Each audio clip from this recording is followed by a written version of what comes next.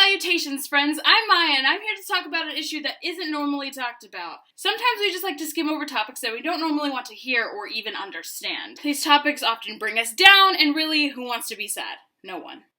Women. Yes, women, but not just any women. Women in rock and roll.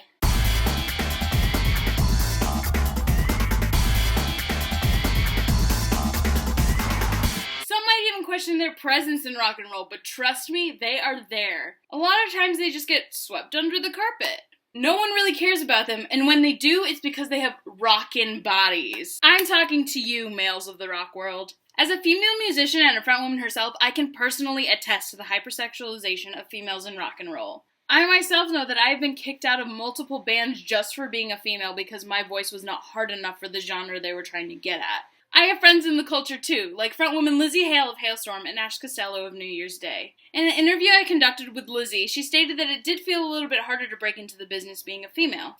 The general rock public didn't take to her voice as easily because her voice was more melodic than a lot of the male vocalists out there. But she quickly squeezed in there amongst singers like James Hetfield of Metallica and Ozzy Osbourne of Black Sabbath. Lizzie a little later noticed that her female fans were following in her footsteps and wanted to be just like she was. But a lot of them were being taken down a dark and depressing path. She then wrote her song Dear Daughter to let all her young fans know that they're not alone and that she is just like them. Here's a little clip of it. It's one of my favorite songs from their new album, Into the Wildlife. These are words that every girl should have a chance to hear. There will be love, there will be pain, there will be hope, there will be fear. Many female artists have also written songs like this, such as Icon for Hire's Ariel Bloomer writing Now You Know. It seems like everywhere I go, everybody wanna know what's it like to be a girl in the music world. Even I myself have written many songs about this topic. It's like you will crack my back, shake me down, and watch me flow.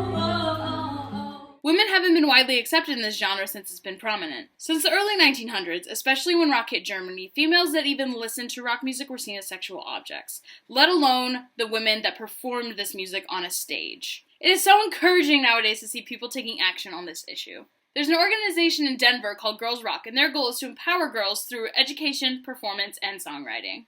Moving on to another portion of this topic is the clothing that they wear. Now, I've talked to a lot of people about this, and I've been getting mixed reviews from just about everybody. Clothing is a big part of the image that these ladies portray. Now, my boyfriend thinks that these women choose to be scantily clad and actually bring this kind of sexual attention upon themselves, and I know a lot of other people feel that way as well. I myself believe that they are just doing it because they heard that sex sells, and they're just doing it to make money. Whatever the case is, the tight leather outfits are still kind of a gray area in rock culture. So I guess what I'm trying to get at here is don't underestimate the power of these women. They work harder than anyone else just to level out with the guys. We as women play an important role in society, not only in the rock world, but everywhere else as well. And we should not go unnoticed. Rock on! Feels like everybody's just a little too interested in the fact that